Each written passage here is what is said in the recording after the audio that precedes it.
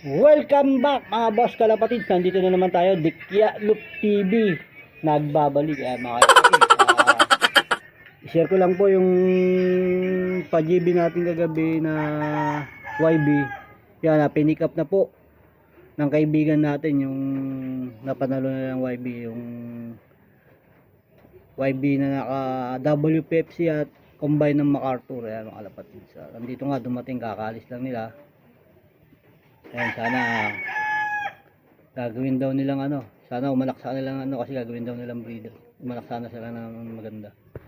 Yan, ayun nga si Master Pogi, busy mga kalapatid.